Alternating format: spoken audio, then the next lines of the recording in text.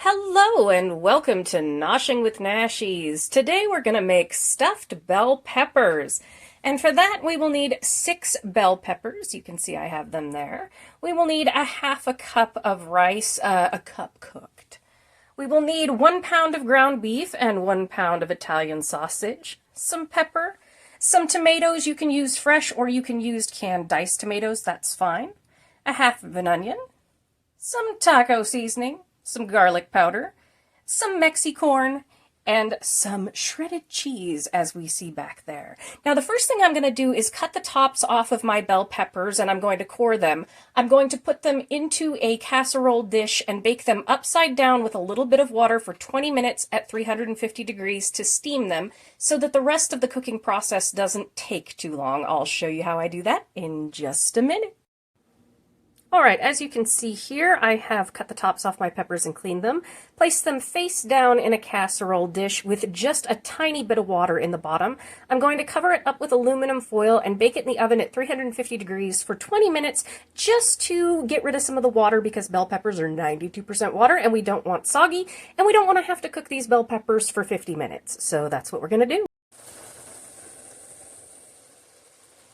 Alright, what I have here in my pan is my ground beef and my Italian sausage, and I've just been cooking this while the bell peppers themselves were baking. They're finished, they're out, I drained off the water, they're sitting to the side cooling, so I will be able to handle them in a minute. I'm going to use that same pan, just spray it with a little non-stick spray, and then we're going to put them back in there and bake them at 350 for 20 minutes once we have all of this together. But alright, now since the Italian sausage is seasoned, we don't want to add too much salt or anything to this. Again, this is a pound and a pound, you can use less. And sometimes there will be some filling left over. It goes great on salad. So let's go ahead and add everything in here. Is my oven ready? I have some of these tomatoes. Like I said, you can use diced canned tomatoes, that's perfect, or fresh that you cut up, whatever you've got. I have here a can of Mexicorn that I drained.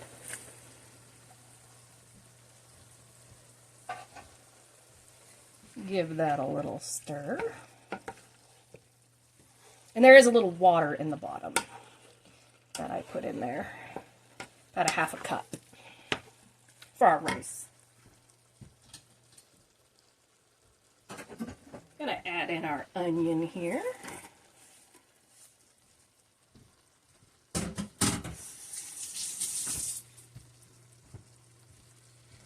And give that a little stir. Get everybody in the pool and incorporated. Now I'm going to go ahead and go in with my seasonings here. And this is simple. You can do it with any seasonings that you like. One of my favorites, well, my favorite taco seasoning is this Kinder's one. I believe we get this at Sam's Club or Costco, one of the two.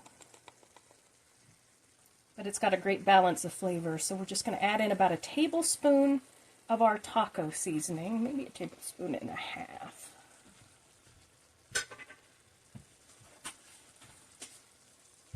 And then we're going to add in about a half a teaspoon to a teaspoon of garlic powder. Of course, you can use fresh, that's always fantastic. But you don't have to get fancy with it if you don't want to. Give this a quick stir.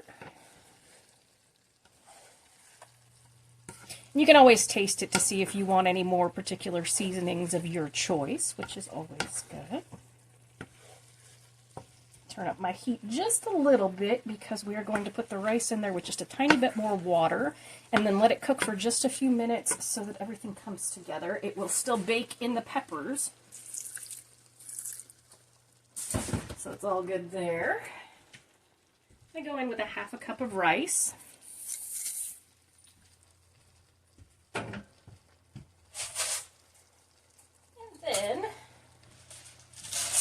just a few little spins of pepper here.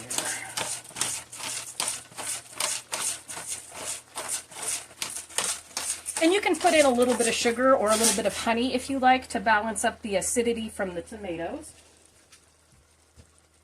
It's not required. The bell peppers themselves, since I'm not using a green bell pepper, I'm using orange, red, and yellow. They are pretty sweet on their own, which is quite nice as they bake. Alright, Alright, so we're just going to give that a stir around. And we're going to let this cook until it absorbs all that liquid and our tomatoes pop and mix in. We'll just do a little stir here and there. But normally I decide to do a kind of fast-forward montage with some of Mr. Nashy's music. But today, while we watch this, I decided, as most of you know, my soul cat passed away. And so I thought I would pay a little homage to him through singing a little song for y'all. I'm just going to kick back and relax, and please try and remember this is just me in my kitchen. I haven't rehearsed this song in many, many years. But it says a lot of what I feel for my boy. So we'll see if I can make it through, shall we? All right, here we go. Well, I've seen love go by my door. It's never been this close before. It's never been so easy or so slow. Been shooting in the dark too long. When something's not right, it's wrong. Gonna make me lonesome when you go. There are dragon clouds so high above, and I have only known careless love. It always hit me from below. This time around it's more correct. It's a right on target, so direct. You're gonna make me lonesome when you go. Purple clover, Queen Anne's lace, crimson hair across your face. You can make me cry, but you don't know. I don't remember what I was thinking of. You might be spoiling me with too much love. And are you gonna make me lonesome when you go? Flowers on a hillside blowing crazy. Crickets talking back and forth in rhyme. The blue river running slow and lazy. I could stay with you forever and never realize the time. But situations have ended sad. Relationships have all been bad. Might have been like Verlaine's and Rimbaud.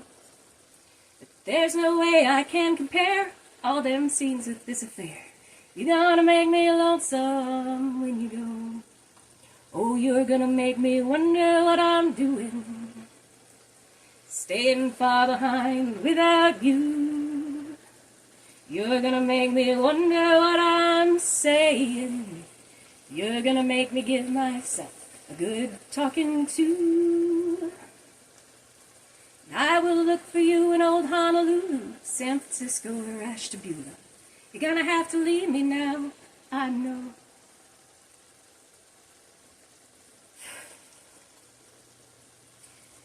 But I'll see you in the sky above, in the tall grass and the ones I love.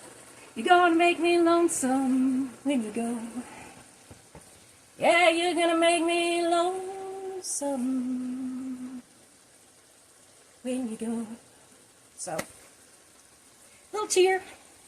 But this is how I heal, so I hope you guys enjoyed, and that's for my boy. And no, I don't mind crying. But, so as we can see, everything here has now been incorporated. We're going to smash down these tomatoes. Get them all worked up in there.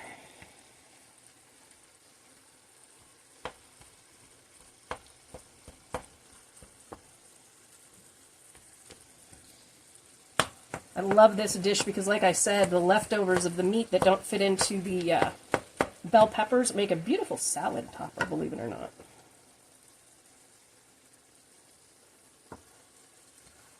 Get everybody mixed up. And that rice will absorb the moisture as it bakes as well, so don't worry if your rice isn't perfectly done. It will be spending 20 minutes in the oven at 350 degrees, so it's all good there. But I love the addition of fresh tomatoes. Especially these little cherry bombs. They actually taste like tomatoes. Tomatoes tend to be very grainy these days. Alright. Well, that looks good to me, so I'm going to go ahead and line up our bell peppers and stuff them. And I will see you then. Alright, I've let this meat mixture cool down for about 5 minutes, and I took our same baking pan here, and I just coated it with some nonstick spray. And I am going to take my bell peppers, which have been pre-baked, and we are just going to scoop some meat in there. And because it is pre-cooked, it won't take too long, 20 to 30 minutes. If you cook these ahead and freeze them, you're going to want to put them in the oven covered for 50 minutes after they have thawed, because they'll be cold. And we're just going to pack that in there like so. And I'm not going to make you watch me do all of them, but I'll show you what they look like when I am finished. All right, here we can see the bell peppers all stuffed up. Now, if you have trouble keeping them upright, you can cut off the bottom to make it a flat surface. That's no problem at all, since they've got the little bumps on the bottom. But all we're going to do here is cover this up with aluminum foil and bake them in a 350-degree oven for about 25 to 30 minutes, depending on the size of your bell peppers. I will see you when I pull these out of the oven. Oh, and at the last 10 minutes, we uncover them and put some cheese on top. Okay. And here are our peppers straight out of the oven, looking good with the bubbly cheese. And here we have our finished stuffed bell peppers. It's actually my mom who taught me how to make these back in the day, and I'm finding it very cathartic with the loss of Tipa to get back into cooking and doing things that I love, like singing. So, thank you so much for joining me for this episode of Noshing with Nashies. And remember, I will look for you in old Honolulu, San Francisco, or Ashtabula. You're gonna have to leave me now, I know. But I'll see you in the skies above, in the tall grass and the ones I love. You're gonna make me lonesome when you go. Thank you so much for joining me for this episode of Noshing with Nashies. If you have liked, please like, comment, share, and subscribe. And I'll see you in the next one. Bye.